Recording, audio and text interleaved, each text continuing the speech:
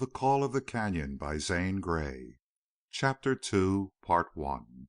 Carley, clutching her support, with abated breath and prickling skin, gazed in fascinated suspense over the rim of the gorge. Sometimes the wheels on that side of the vehicle passed within a few inches of the edge. The brakes squeaked, the wheels slid, and she could hear the scrape of the iron-shod hoofs of the horses as they held back stiff-legged, obedient to the wary call of the driver. The first 100 yards of that steep road, cut out of the cliff, appeared to be the worst. It began to widen, with descents less precipitous. Tips of trees rose level with her gaze, obstructing sight of the blue depths. Then brush appeared on each side of the road. Gradually Carley's strain relaxed, and also the muscular contraction by which she had braced herself in the seat. The horses began to trot again. The wheels rattled. The road wound around abrupt corners, and soon the green and red walls of the opposite side of the canyon loomed close. Low roar of running water rose to Carley's ears. When at length she looked out instead of down, she could see nothing but a mass of green foliage crossed by tree trunks and branches of brown and gray. Then the vehicle bowled under dark, cool shade, into a tunnel with mossy wet cliff on one side and close-standing trees on the other. "Reckon we're all right now, unless we meet somebody coming up," declared the driver. Carley relaxed. She drew a deep breath of relief.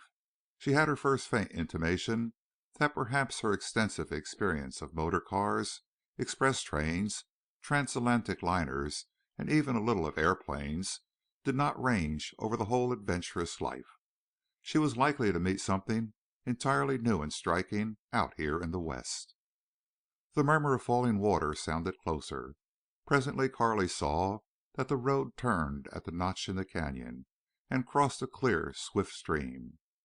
Here were huge mossy boulders and red walls covered by lichens, and the air appeared dim and moist and full of mellow, hollow roar. Beyond this crossing the road descended to the west of the canyon, drawing away and higher from the creek.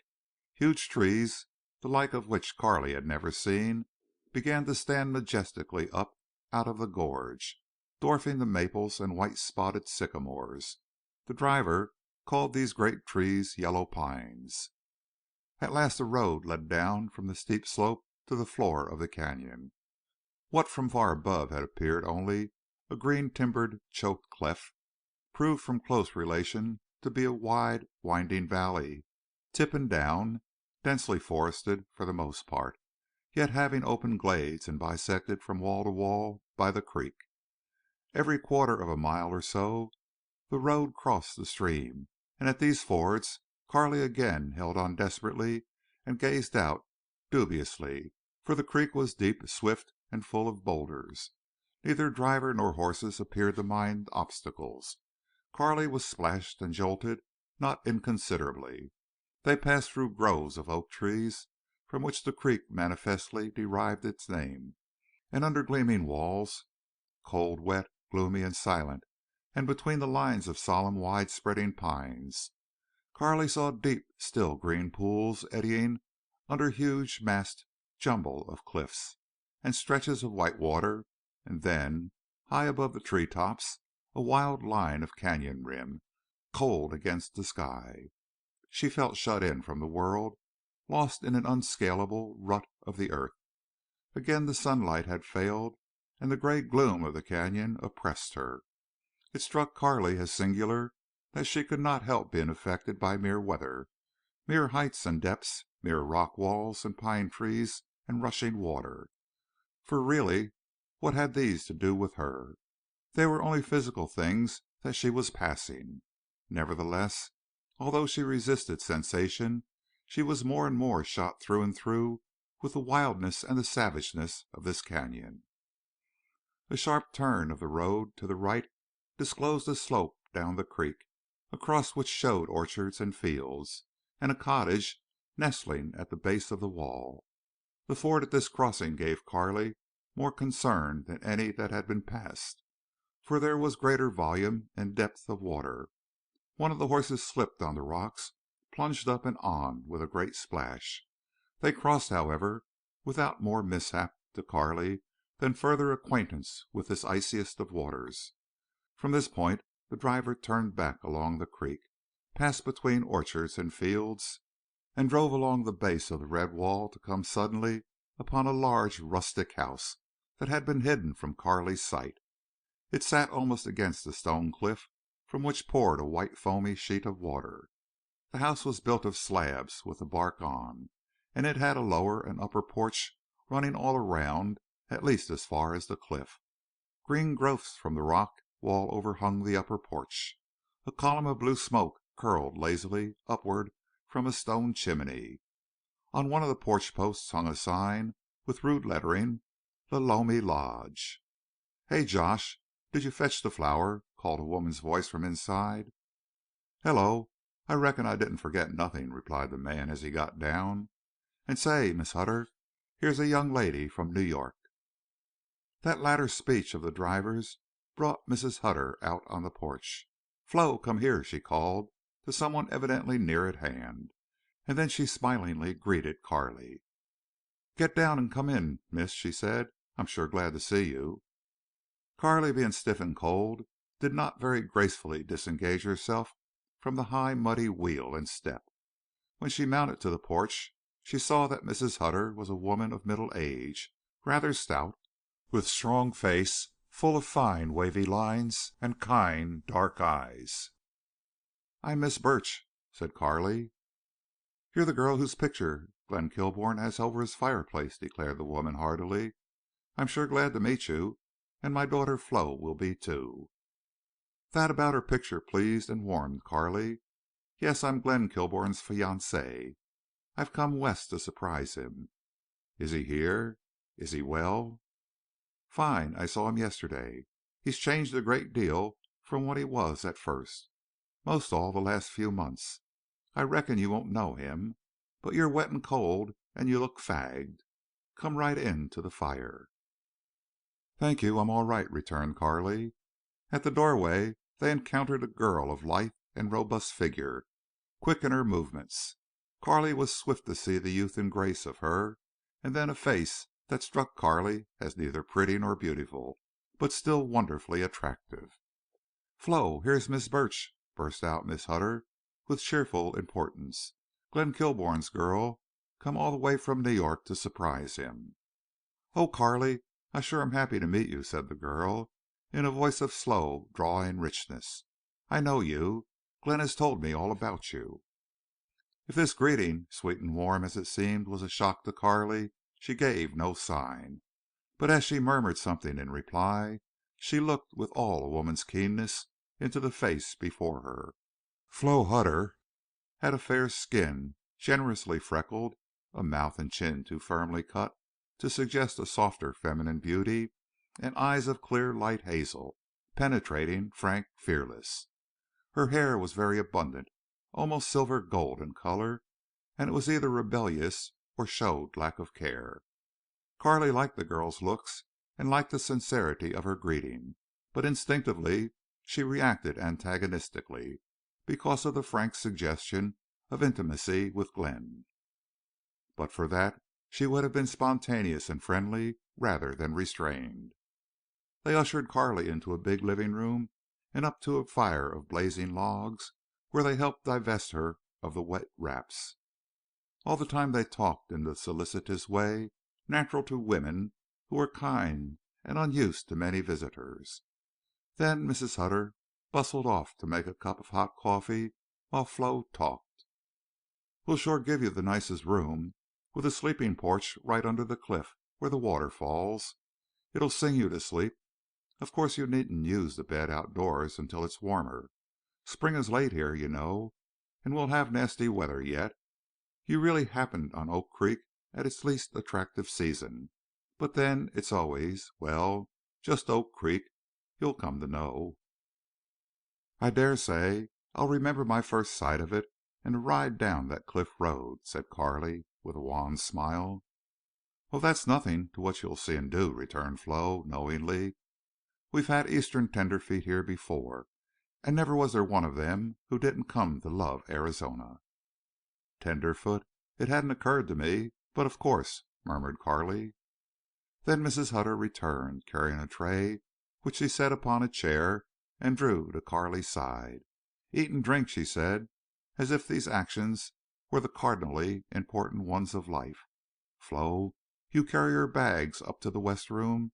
We always give to some particular person we want to love Lolomi." Next she threw sticks of wood upon the fire, making it crackle and blaze, then seated herself near Carley and beamed upon her. "You'll not mind if we call you Carley?" she asked eagerly. "Oh, indeed, no. I'd like it," returned Carley, made to feel friendly and at home in spite of herself. "You see, it's not as if you were just a stranger," went on Mrs. Hutter.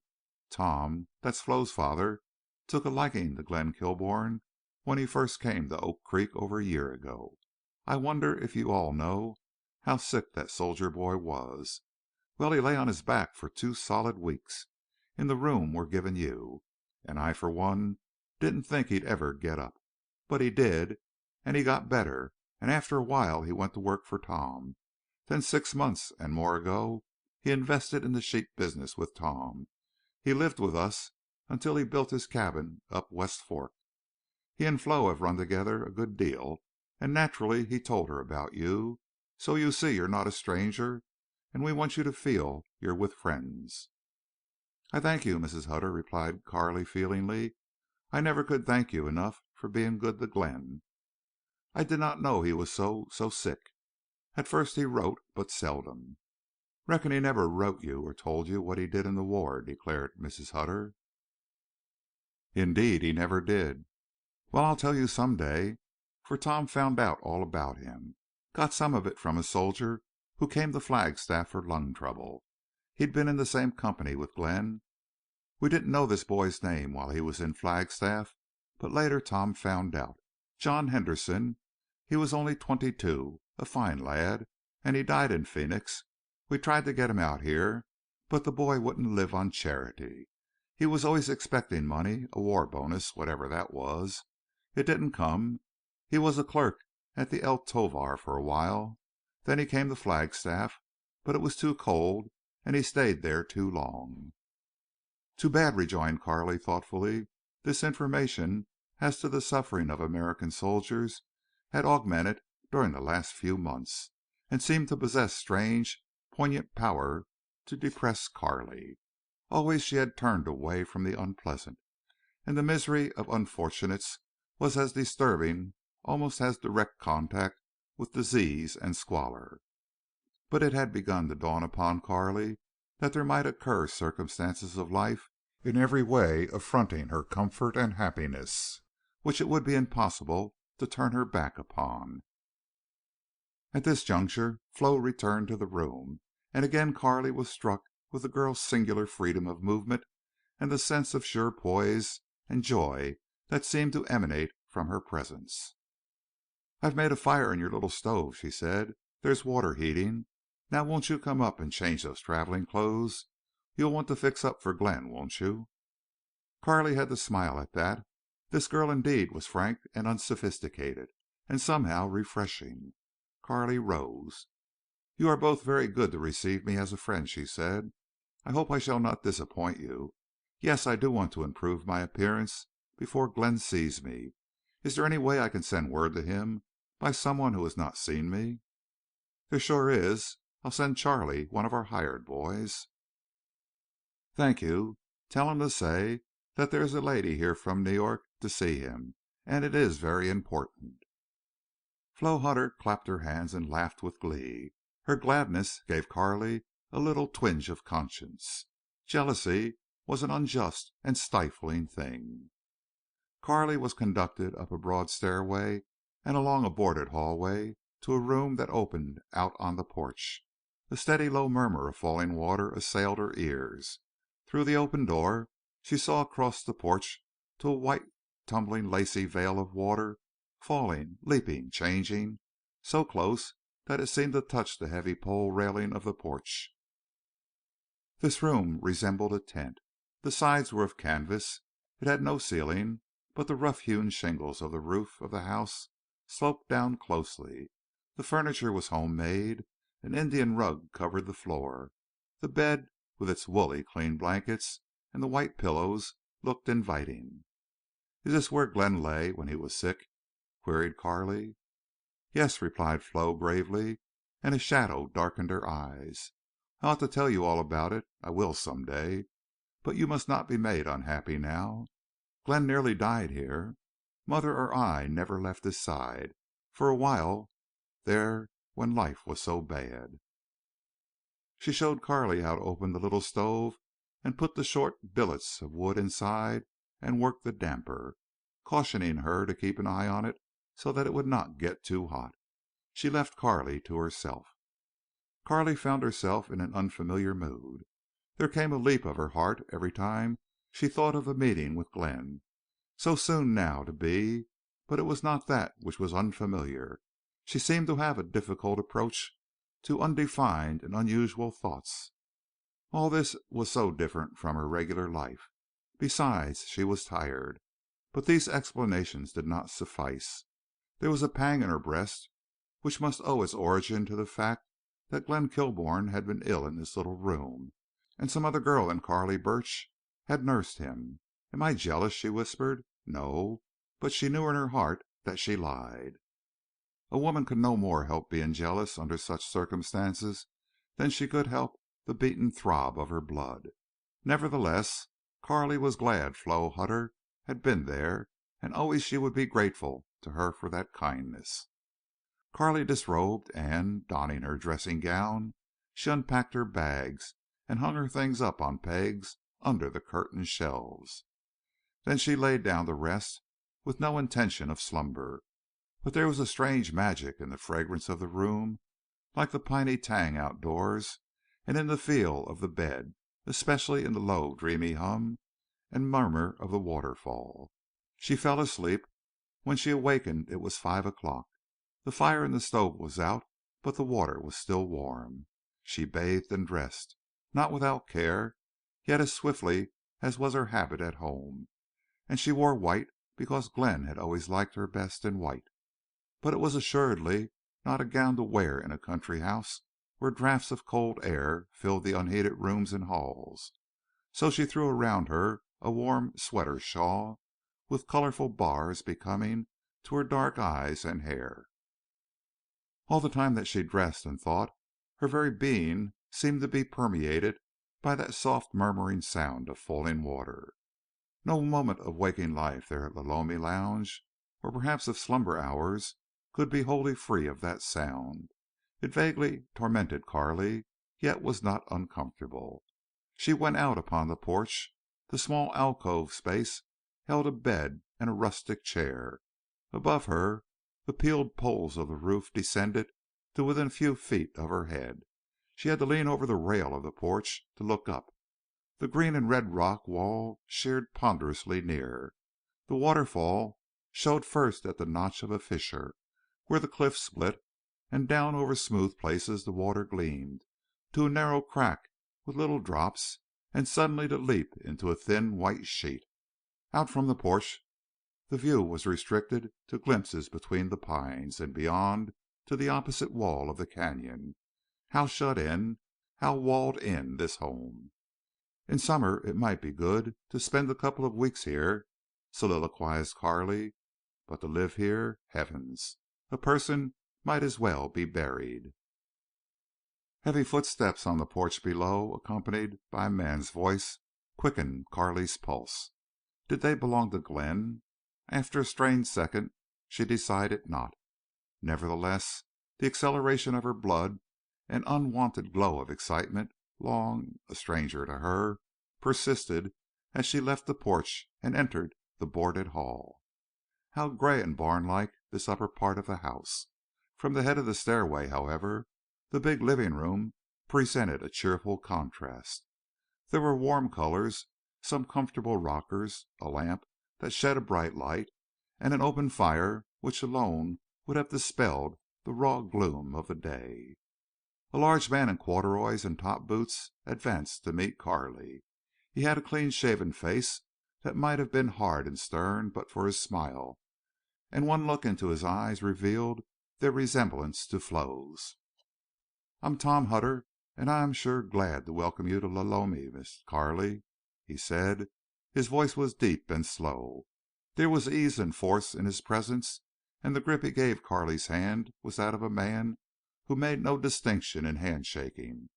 Carley, quick in her perceptions, instantly liked him and sensed in him a strong personality. She greeted him in turn and expressed her thanks for his goodness to Glenn. Naturally, Carley expected him to say something about her fiancé, but he did not. "Well, Miss Carley, if you don't mind, I'll say you're prettier than your picture," said Hutter. "And that is sure saying a lot. All the sheep herders in the country have taken a peep at your picture, without permission, you understand." "I'm greatly flattered," laughed Carley. "We're glad you've come," replied Hutter simply. "I just got back from the East myself, Chicago and Kansas City. I came to Arizona from Illinois over 30 years ago, and this was my first trip since. Reckon I've not got back my breath yet. Times have changed, Miss Carley, times and people."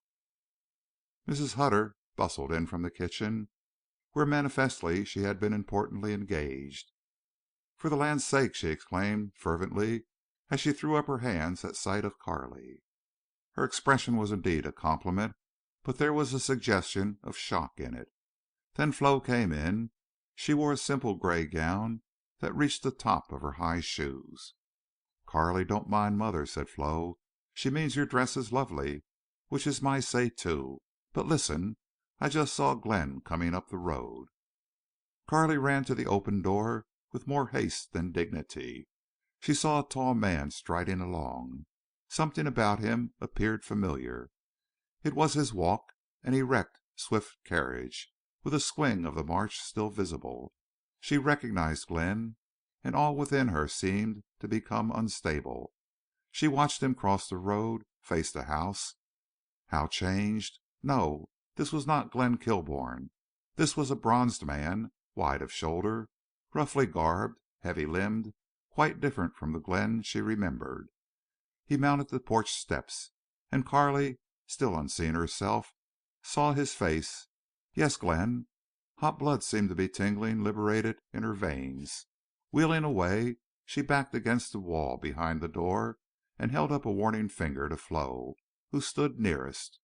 Strange and disturbing, then, to see something in Flo Hutter's eyes that could be read by a woman in only one way. A tall form darkened the doorway. It strode in and halted. "Flo, who where?" he began breathlessly. His voice, so well remembered, yet deeper, huskier, fell upon Carley's ears as something unconsciously longed for. His frame had so filled out that she did not recognize it. His face, too, had unbelievably changed, not in the regularity of feature that had been its chief charm, but in contour of cheek and vanishing of pallid hue and tragic line. Carley's heart swelled with joy.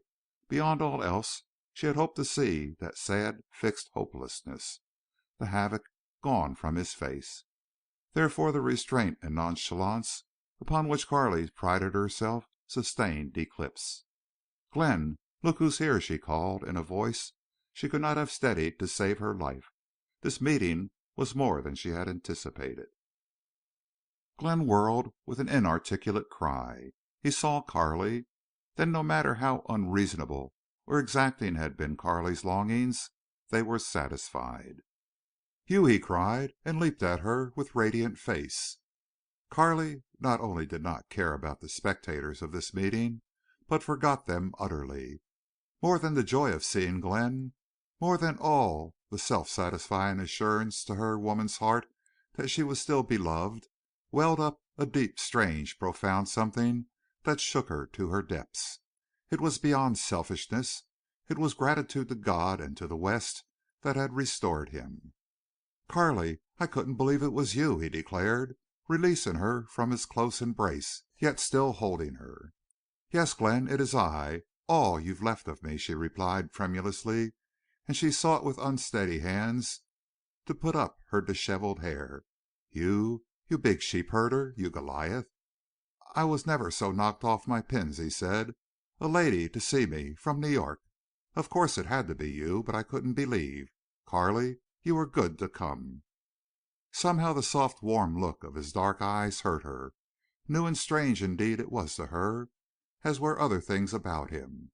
Why had she not come West sooner? She disengaged herself from his hold and moved away, striving for the composure habitual with her. Flo Hutter was standing before the fire, looking down. Mrs. Hutter beamed upon Carley. "Now let's have supper," she said. "Reckon Miss Carley can't eat now after that hug Glenn gave her," drawled Tom Hutter. "I was some worried. You see, Glenn has gained 70 pounds in 6 months, and he doesn't know his strength." "70 pounds!" exclaimed Carley, gaily. "I thought it was more." "Carley, you must excuse my violence," said Glenn. "I've been hugging sheep. That is, when I shear a sheep I have to hold him." They all laughed, and so the moment of readjustment passed. Presently Carley found herself sitting at table, directly across from Flo. A pearly whiteness was slowly warming out of the girl's face. Her frank, clear eyes met Carley's, and they had nothing to hide. Carley's first requisite for character in a woman was that she be a thoroughbred. She lacked it often enough herself to admire it greatly in another woman, and that moment saw a birth of respect and sincere liking in her for this Western girl. If Flo Hutter ever was a rival she would be an honest one. Not long after supper Tom Hutter winked at Carley and said he reckoned on general principles that it was his hunch to go to bed. Mrs. Hutter suddenly discovered tasks to perform elsewhere, and Flo said in her cool, sweet drawl, somehow audacious and tantalizing, "Shore you two will want to spoon." "Now, Flo, Eastern girls are no longer old-fashioned enough for that," declared Glenn. "Too bad. Reckon I can't see how love could ever be old-fashioned. Good night, Glenn. Good night, Carley." Flo stood an instant at the foot of the dark stairway where the light from the lamp fell upon her face. It seemed sweet and earnest to Carley. It expressed unconscious longing, but no envy. Then she ran up the stairs to disappear. "Glenn, is that girl in love with you?" asked Carley, bluntly. To her amaze Glenn laughed. When had she heard him laugh? It thrilled her, yet nettled her a little. "If that isn't like you!" he ejaculated. "Your very first words after we are left alone. It brings back the East, Carley." "Probably recalled a memory will be good for you," returned Carley. "But tell me, is she in love with you?" "Why, no, certainly not," replied Glenn. "Anyway, how could I answer such a question? It just made me laugh, that's all." "Huh! I can remember when you were not above making love to a pretty girl. You certainly had me worn to a frazzle before we became engaged," said Carley. "Old times! How long ago they seem! Carley, it sure is wonderful to see you." "How do you like my gown?" asked Carley, pirouetting for his benefit. "Well, what little there is of it, it's beautiful," he replied with a slow smile. "I always liked you best in white. Did you remember?" "Yes, I got the gown for you, and I'll never wear it except for you." "Same old coquette. Same old eternal feminine," he said, half sadly. "You know when you look stunning. But, Carley, the cut of that, or rather the abbreviation of it, inclines me to think that the style for women's clothes has not changed for the better. In fact, it's worse than 2 years ago in Paris and later in New York. Where will you women draw the line?" "Women are slaves to the prevailing mode," rejoined Carley. "I don't imagine women who dress would ever draw a line if fashion went on dictating." "But would they care so much if they had to work, plenty of work, and children?" inquired Glenn, wistfully. "Glenn! Work and children for modern women! Why, you are dreaming," said Carley, with a laugh. She saw him gaze thoughtfully into the glowing embers of the fire, and as she watched him her quick intuition grasped a subtle change in his mood. It brought a sternness to his face. She could hardly realize she was looking at the Glenn Kilbourne of old. "Come close to the fire," he said, and pulled up a chair for her. Then he threw more wood upon the red coals. "You must be careful not to catch cold out here. The altitude makes a cold dangerous. And that gown is no protection." "Glenn, one chair used to be enough for us," she said. archly, standing beside him. But he did not respond to her hint, and, a little affronted, she accepted the proffered chair. Then he began to ask questions rapidly. He was eager for news from home, from his people, from old friends. However, he did not inquire of Carley about her friends. She talked unremittingly for an hour before she satisfied his hunger. But when her turn came to ask questions, she found him reticent. He had fallen upon rather hard days at first out here in the West.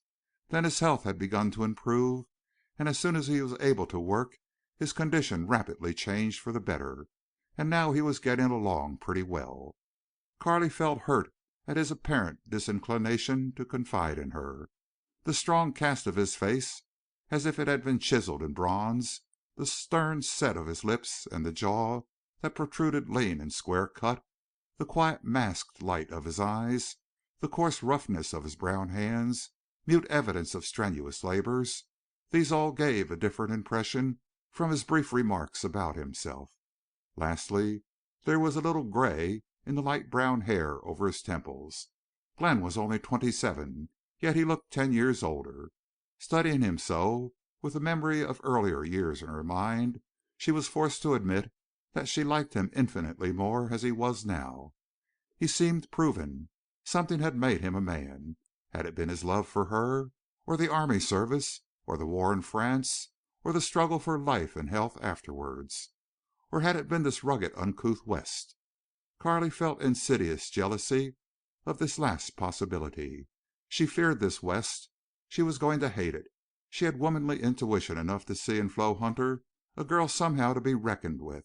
Still Carley would not acknowledge to herself that his simple, unsophisticated Western girl could possibly be a rival.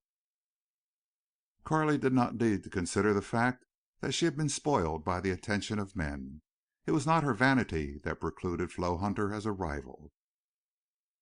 Gradually the conversation drew to a lapse, and it suited Carley to let it be so. She watched Glenn as he gazed thoughtfully into the amber depths of the fire. What was going on in his mind?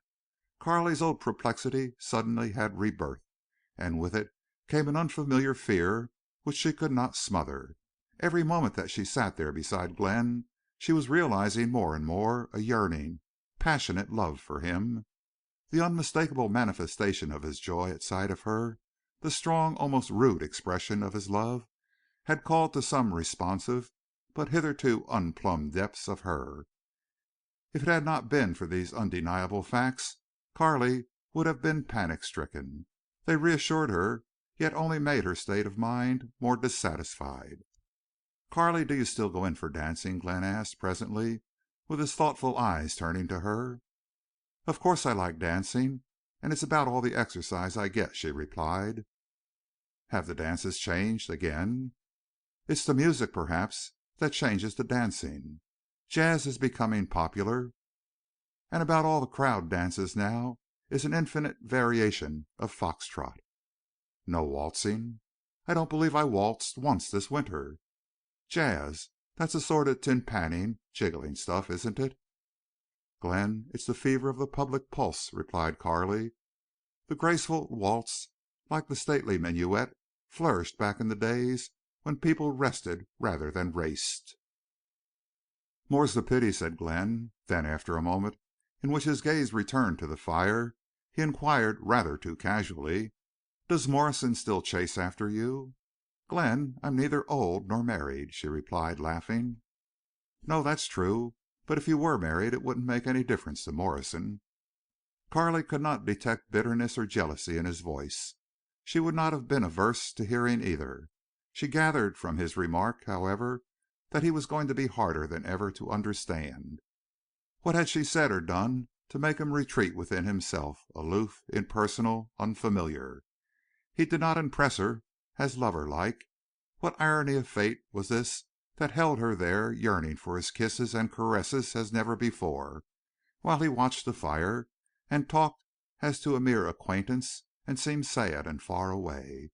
Or did she merely imagine that? Only one thing could she be sure of at that moment, and it was that pride would never be her ally. "Glenn, look here," she said. sliding her chair close to his and holding out her left hand, slim and white, with its glittering diamond on the third finger. He took her hand in his and pressed it and smiled at her.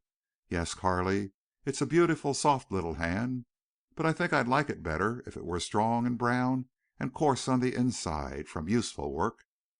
"Like Flo Hutter's?" queried Carley. "Yes." Carley looked proudly into his eyes. "People are born in different stations. I respect your little Western friend, Glenn. But could I wash and sweep, milk cows and chop wood, and all that sort of thing?" "I suppose you couldn't," he admitted, with a blunt little laugh. "Would you want me to?" she asked. "Well, that's hard to say," he replied, knitting his brows. "I hardly know. I think it depends on you. But if you did do such work, wouldn't you be happier?" "Happier? Why, Glenn, I'd be miserable. But listen. It wasn't my beautiful and useless hand I wanted you to see. It was my engagement ring." "Oh, well," he went on slowly. "I've never had it off since you left New York," she said softly. "You gave it to me 4 years ago. Do you remember? It was on my 22nd birthday. You said it would take 2 months' salary to pay the bill." "It sure did," he retorted, with a hint of humor. "Glenn, during the war it was not so very hard to wear this ring as an engagement ring should be worn," said Carley, growing more earnest. "But after the war, especially after your departure West, it was terribly hard to be true to the significance of this betrothal ring. There was a let down in all women. Oh, no one need tell me. There was.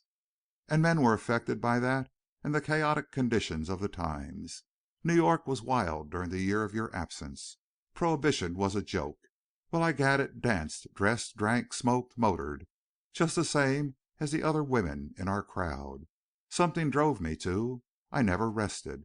Excitement seemed to be happiness.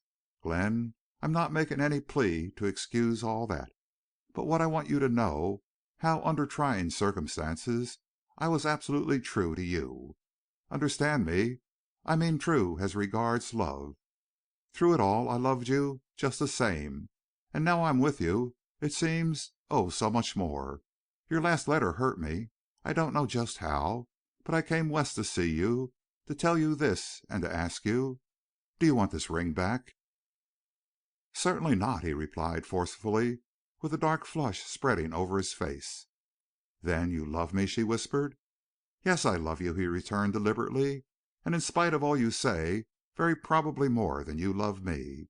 But you, like all women, make love and its expression the sole object of life. Carley, I have been concerned with keeping my body from the grave and my soul from hell." "But, dear, you're well now," she returned, with trembling lips. "Yes, I've almost pulled out." "Then what is wrong?" "Wrong? With me or you?" he queried, with keen, enigmatical glance upon her. "What is wrong between us? There is something. Carley, a man who has been on the verge as I have been seldom or never comes back to happiness. But perhaps—" "You frighten me," cried Carley, and rising, she sat upon the arm of his chair and encircled his neck with her arms. "How can I help it if I do not understand? Am I so miserably little? Glenn, must I tell you? No woman can live without love. I need to be loved. That's all that's wrong with me."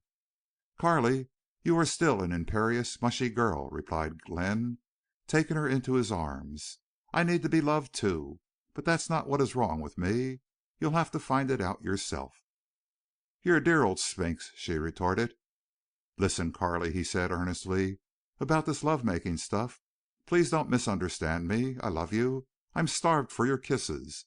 But—is it right to ask them?" "Right. Aren't we engaged? And don't I want to give them?" "If I were only sure we'd be married," he said, in a low, tense voice, as if speaking more to himself. "Married!" cried Carley, convulsively clasping him. "Of course we'll be married. Glenn, you wouldn't jilt me." "Carley, what I mean is that you might never really marry me," he answered, seriously. "Oh, if that's all you need to be sure of, Glenn Kilbourne, you may begin to make love to me now." It was late when Carley went up to her room, and she was in such a softened mood, so happy and excited and yet disturbed in mind, that the coldness and darkness did not matter in the least. She undressed in pitchy blackness, stumbling over a chair and bed, feeling for what she needed. And in her mood this unusual proceeding was fun. When ready for bed, she opened the door to take a peep out. Through the dense blackness the waterfall showed dimly opaque. Carley felt the soft mist wet her face. The low roar of the falling water seemed to envelop her. Under the cliff wall brooded impregnable gloom. But out above the treetops shone great stars, wonderfully white and radiant and cold, with a piercing contrast to the deep clear blue of sky. The waterfall hummed into an absolutely dead silence. It emphasized the silence. Not only cold was it that made Carley shudder. How lonely, how lost, how hidden this canyon! Then she hurried to bed, grateful for the warm, woolly blankets. Relaxation and thought brought consciousness of the heat of her blood, the beat and throb and swell of her heart, of the tumult within her. In the lonely darkness of her room she might have faced the truth of her strangely renewed and augmented love for Glenn Kilbourne. But she was more concerned with her happiness. She had won him back. Her presence, her love had overcome his restraint. She thrilled in the sweet consciousness of her woman's conquest. How splendid he was! To hold back physical tenderness, the simple expression of love, because he had feared they might unduly influence her. He had grown in so many ways. She must be careful to reach up to his ideals. That about Flo Hutter's toil-hardened hands. Was that significance somehow connected with the rift in the lute? For Carley admitted to herself that there was something amiss, something incomprehensible, something intangible that obtruded its menace into her dream of future happiness. Still, what had she to fear so long as she could be with Glenn? And yet there was forced upon her, insistent and perplexing, the questions. Was her love selfish? Was she considering him? Was she blind to something he could see? Tomorrow and next day and the days to come held promise of joyous companionship with Glenn, yet likewise they seemed full of a portent of trouble for her, or fight, an ordeal, of lessons that would make life significant for her. End of chapter 2, part 2.